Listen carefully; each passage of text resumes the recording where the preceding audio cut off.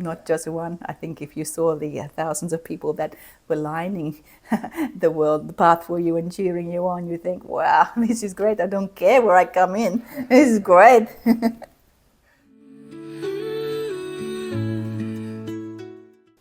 You know, when you're going through the Tour de France, I know you haven't ridden it, but if you can imagine that you would, and you've got to find your crew that's going to give you the pit stop, you know?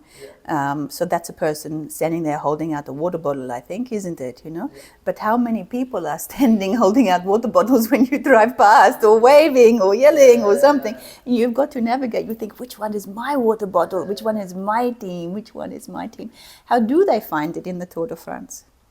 Just tell me any normal way. They might have their logo on the bottle. They might have a logo, so a symbol that you recognize. Okay, so if you love Phantom or something like that, and someone's holding a Phantom bottle, that you think, oh, I'm going with that one. Yes.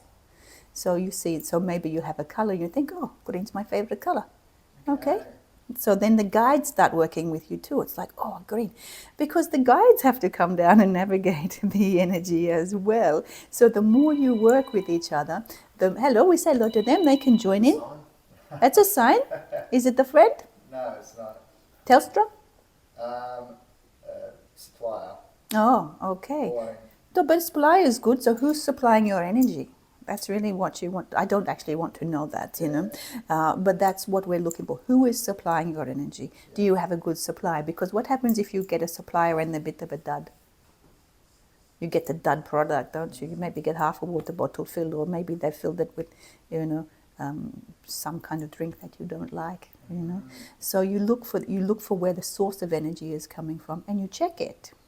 Okay. So if you have a new supplier, you think, okay, how will I try you out? Maybe I'll try a small order.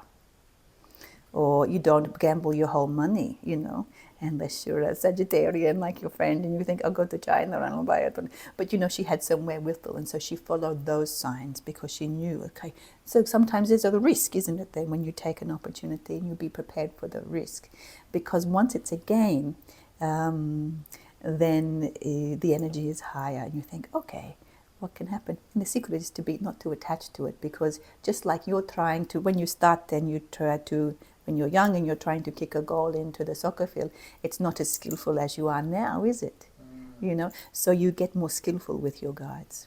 Yeah. So you practice small, and if you want it to be fun, you go, okay, I'll invest in this, but know that you don't be attached to it. You think, okay, what's the risk? Okay, I'll give it a go. Because we're going to pick it up again the next time. So it's not like you get one sign and miss it, you know. Yeah, that's what I'm freaking out about, that I miss a sign.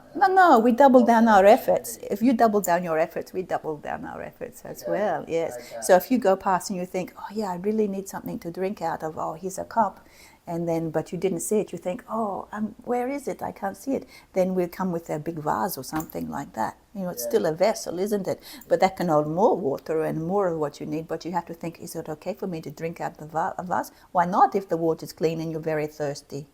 So maybe you have to do something that doesn't look maybe so conventional, but we will be giving you the vessel, that's for sure. Yes, because everything is experience and learning, and sometimes you need the cues to be very subtle. So when you're working with us, Phil, there's different guides, isn't there? It sounds like the same to everybody, but we say, like in poker, which he likes, look at the tells, you know, what's going on in your body, is your head rushing it? And sometimes you think, oh, that's how it should be. I think I know. So you've lost the moment of what's actually happening. Yes. But then sometimes you have the experience in your hands, and so you just know things, don't you? So if she's working through muscles, she'll think, oh, okay, that doesn't feel right. I don't know why, but I know. So we'll stay there and work it. So it's really about deep listening. But I think when you're coming to more perhaps bigger challenges of practicing, is the effort of writing them down and seeing what happened. Like, make it more of a science experiment. So if you look back past your 2 years about the things that you wanted to happen, perhaps you can tick them off. Yes. And so that gives us a very clear, okay, the man who's visiting, does he want to see the cars or does he want to see the birds? If there's nothing on the list, I have to pick something. It's not it. Because there's much abundance and ways and opportunity. Just like we get back to the Tour de France, there's water bottles coming from you everywhere. If you want a drink, you can pick any one of those water bottles, but maybe you want specifically the one from your team because it's got electrolytes or an encouraging word, or you can get some information, whatever. But there's plenty of opportunities there to get the water. Yeah, okay. Not just one. I think if you saw the thousands of people that were lining the path for you and cheering you on, you think, wow, this is great. I don't care where I come in. This is great.